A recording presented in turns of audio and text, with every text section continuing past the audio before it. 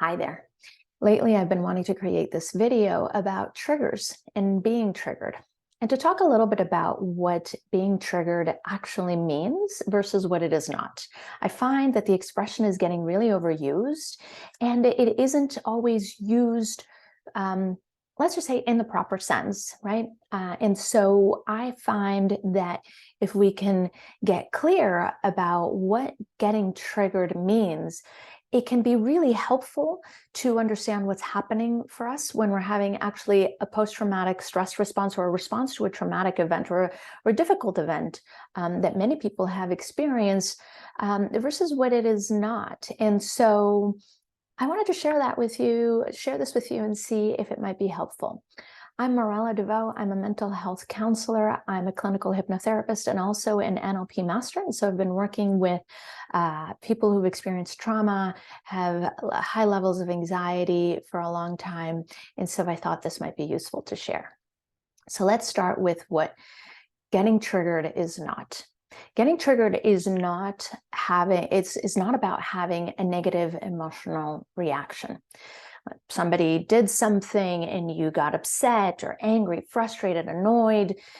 That is not what we mean, or what we want to use the expression getting triggered means. And I hear that getting used a lot. Oh, my roommate did this and I got triggered. Or, someone was so inconsiderate and it triggered me. And so what we want to help, I try to help my clients, that what we want to try to do is be accurate about, okay, I had a negative emotion about something someone did. I was upset, I was angry, frustrated, whatever it may be. What triggers really are is an instantaneous nervous system reaction. It actually, in the moment, it might not even be emotional. It's a nervous system reaction as a result of trauma. And usually what triggers it is not actually something necessarily aggressive or scary or harmful or inconsiderate. It can be a really benign, innocuous, insignificant thing, like a balloon popping or someone walking in the room or a certain word, things that seem to be completely harmless that all of a sudden trigger a nervous system reaction that is related to trauma.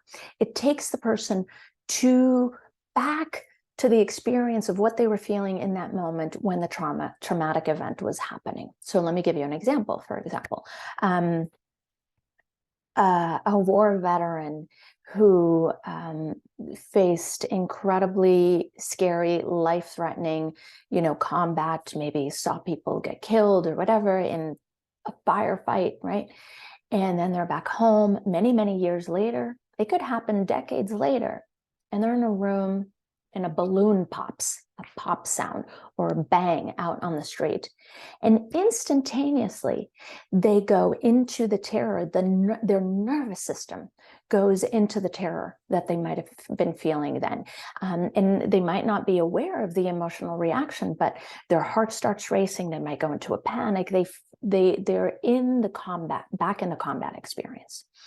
Another example might be a victim of sexual trauma who maybe has been working with a therapist or doing some work, and they're aware that they experienced sexual trauma, and then they're with someone who's totally safe, and maybe they get touched in a certain way on their neck, or they, something about a particular touch, a particular way in which they're touched, and instantaneously their nervous system goes into what we might call fight, flight, or freeze.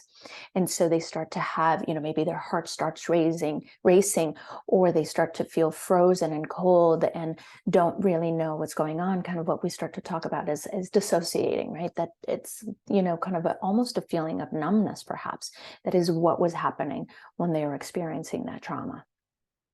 There can be other examples. I've had clients who get very triggered, very activated by certain social dynamics, or, they're looking at someone walk in the room and they have a certain expression, and their expression and the person may have not done anything, but the expression all of a sudden triggers the nervous system to be on alert.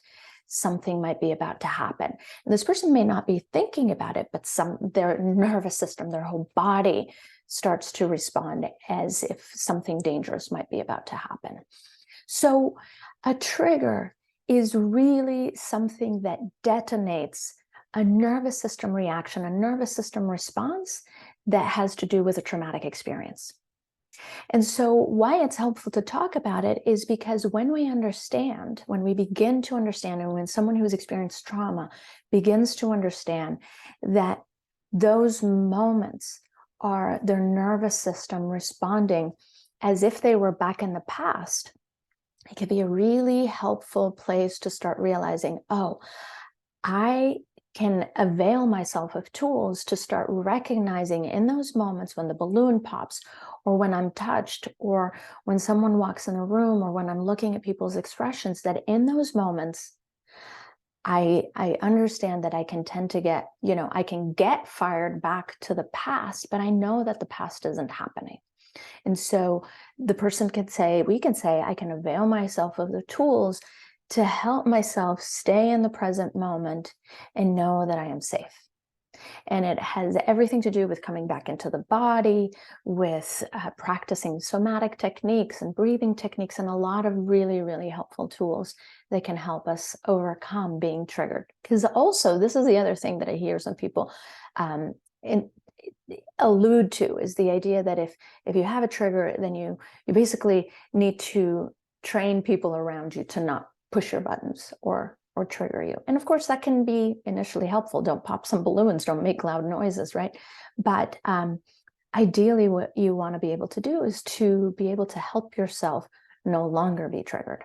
And that is definitely something you can do. So I wanted to share this with you so that we can use the language more appropriately, more helpfully, and even with ourselves, be able to say, oh, I don't have to say I'm triggered, when really what I'm having is I'm having a sudden emotional response to something someone is doing, right? I'm feeling angry, I'm feeling irritated. And it's actually quite helpful if you can identify that you're feeling a negative emotion and you can identify what the emotion is in response to someone doing something. Anyway, I'm going to leave it up to here. I'm going to do some other videos to share some exercises to do when you are getting triggered. I also have a group often running that particularly for people who've experienced sexual trauma. And if you're interested in that, you can check it out on my website. I'll post the link below. I hope this was helpful, and I look forward to seeing you soon.